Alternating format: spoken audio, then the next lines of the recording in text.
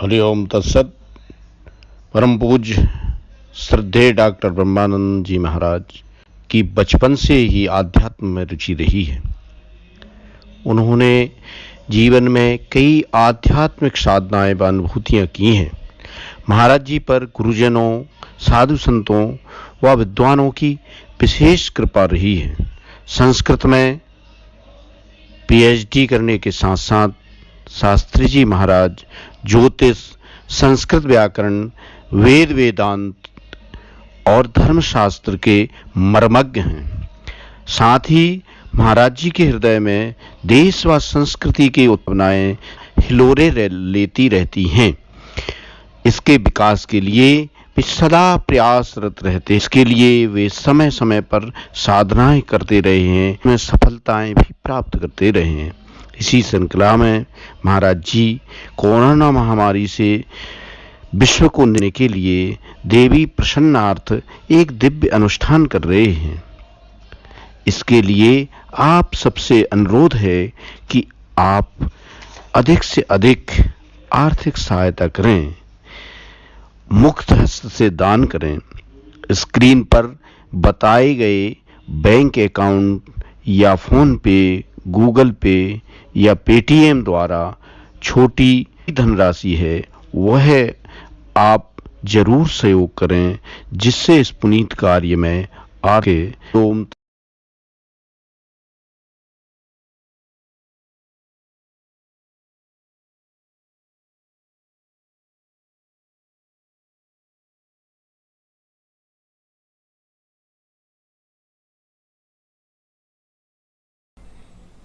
ओम दुर्गायै नमः। नमो देव्यै महायै शिवायै सततं नमः। ओ प्रकृतिभद्रायै नमः। प्रणताश्मतां देवी प्रपन्नार्ति हरे प्रसीद प्रसीद मातर्जगतोऽखिलस्य प्रसीद विश्वेश्वरि पाहि विश्वं त्वमीश्वरी देवी चराचरस्य। सभी लोगों को नवरात्रि की बहुत बहुत शुभकामनाएं। वर्तमान काल जो है इसमें बड़े भीषण त्रासदी के दौर से सारा समाज गुजर रहा है। कोरोना महामारी उत्तरोत्तर अपने ज़्यादा विनाशकारी स्वरूप को धारण कर रही है। हमारे आसपास के बहुत सारे परिचित या तो इस बीमारी से बहुत परेशान हैं या संसार छोड़कर चले गए हैं। आप सबको भी ये अनुभव हो रहा होगा। ऐसे समय में एक जो मानवीय हृदय है उसमें एक तड़फ आती है कि हमें भी कुछ प्रयास करना चाहिए। वैज्ञानिक और डॉक्टर अपना योगदान दे रहे हैं, तो उस तरह से इस महामारी से लड़ने के लिए हमें भी थोड़ा बहुत, जैसे समुद्र बांधते समय गिलहरी ने अपना योगदान दिया था, उस तरह हमको भी योगदान जरूर देना चाहिए। वैक्सीन का काम कर रही है, आधुनिक दवाइयाँ भी दवाई गई हैं। इसके बाद अपना अप्रतिम योगदान इस तरह आत्म क्षेत्र से भी जितने भी लोग जो आध्यात्मिक साधनाएं जानते हैं उन साधकों को भी चाहिए कि वो भी अपना योगदान दें।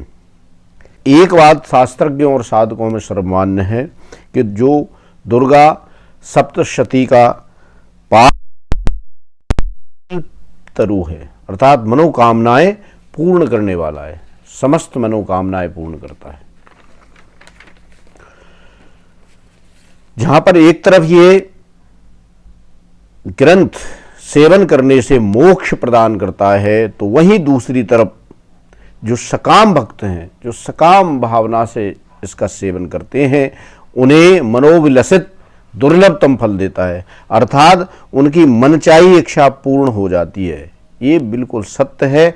बाण आया है, दुर्गे स्मृता हरति भीषिमशेष जंतो स्वस्थै स्मृतामतिमतीव शुभां ददासि। दारिद्र दुख भय हारणिका त्वदन्या सर्वोपकार करणाय सदा चित्तः दुर्गा सप्तशती के चतुर्थ अध्याय के 17वां श्लोक है ये। और उसमें ये बताया गया है कि जब आप दुर्गा जी का यजन करते हैं, दुर्गा जी की आराधना करते हैं, या सीधे शब्दों में कहा सप्तशती का पाठ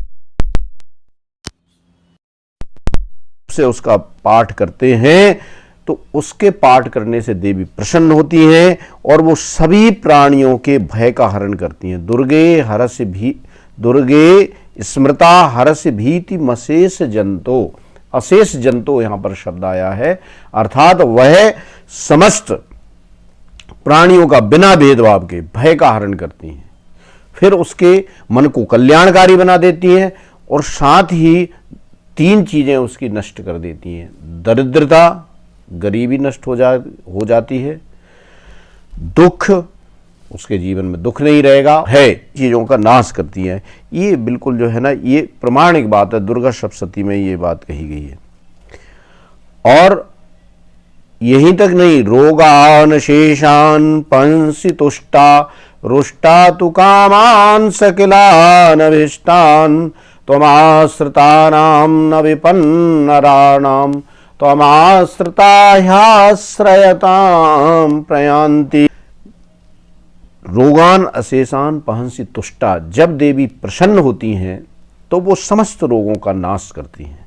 रुष्टा तु कामान सकला अनविष्टान, लेकिन जब रुष्ट होती हैं, जब क्रोधित होती हैं, तो वो आपकी जो मनचाही वस्तुएं हैं, ऐसी कामनाएं हैं जो आप चाहते हैं, जो मनचाही आपकी कामनाएं हैं, उनका निश्चित रूप से नाश कर देती हैं। दोनों चीजें, प्रसन्न होने पर भी वरदान देती हैं और रुष्ट होने पर भी। यद्यपि साधक की दृष्टि से देखा जाए तो माँ के रूप में, दुर्गा को माँ के रूप में करते हैं। माँ कभी भी अप्रसन्न नहीं होती, लेकिन कभी कभी जब कोई व्यक्ति अपराध शिक्षा देने के लिए उस सबको थोड़ा सा एक बनावटी गुस्सा जैसा करती हैं और उससे वो इस तरह का भी कार्य करती हैं कि सामने वाले को लगता है कि इससे हमारा नाश हो रहा है, पर वास्तव में उसका कल्याण ही होता है। जो देवी के आश्रय में चला जाता है तो उसको आती ही नहीं है, उसको विपत्ति तो आती नहीं है, लेकिन उसमें इतना सामर्थ्य हो जाता है कि वो दूसरों को आश्रय प्रदाता बन जाता है, आश्रय देने वाला हो जाता है। वैसे तो मनुष्य देवी के शरण में जाता है ना, शरणदात्री तो देवी है, लेकिन देवी उसको इतना सामर्थ्य प्रदान कर देती हैं कि वो दूसरों को आश्रय देने लगता है। महामारी का कई बार जिक्र आया है। 12वें अध्याय में तो स्पष्ट रूप से कहा गया है कि महामारी क्या है। महामारी मतलब महाकाली है, अर्थात महाकाली ही महामारी के स्वरूपा हैं। समय समय पर वो अल्प प्रलय करने के लिए महामारी का स्वरूप धारण करती हैं। तत्सकलम ब्रह्मांडम मनुजेश्वरः महाकाले महामारी। 12वें अध्याय का ये 38वां श्लोक है। इस श्लोक में स्पष्ट ये कहा गया है कि महाकाली ही महामारी का स्वरूप धारण करती हैं और जाने अनजाने में मनुष्य प्रकृति स्वरूपा देवी छेड़ता है, कितना उसके साथ खिलवाड़ किया जा रहा है, उसी का ये स्वरूप है। यद्यपि माँ जो है वैसे विकराल नहीं होती, लेकिन जब वो रुष्ट हो जाती है और उनको लग रहा है कि उनके महत्व को नहीं समझा जा रहा है, तो वो अल्प प्रलय करने के लिए वो महाकाली महामारी का स्वरूप करती हैं और उससे भयंकर विनाश होता है। तो महामारी का जिक्र दुर्गा आया है, अर्थात महामारी जो है दुर्गा जी के ही स्वरूपा है। दुर्गा रुष्ट होकर के जो है ना, जब रुष्ट होती हैं तो कामनाएं नष्ट करती हैं वो। फिर व्यक्ति क्या करे, महामारी का नाश करने के लिए देवी स्तुति, देवी जी की वो एक सर्वश्रेष्ठ उपाय है। इस और 11वें अध्याय के 34वें श्लोक में भगवान व्यास जी ने मार्कंडेय पुराण में कहा भी गया है, दुर्गा सप्तशती के जो दुर्गा सप्तशती ग्रंथ है उसका 11वां अध्याय है और उसका 34वें श्लोक में देवी प्रसीद परिपालय नोरिभीते नित्यम यथासुरबदाय ददुने पापा नयासु उत्पात पाक जनितांश महोपसर्गान। महोपसर्गान अर्थात महामारी आदि जो होती हैं, जब देवी की स्तुति व्यक्ति करता है, देवी प्रसन्न होती हैं और प्रसन्न होकर के वो महा चीजें हैं नाश कर देती हैं।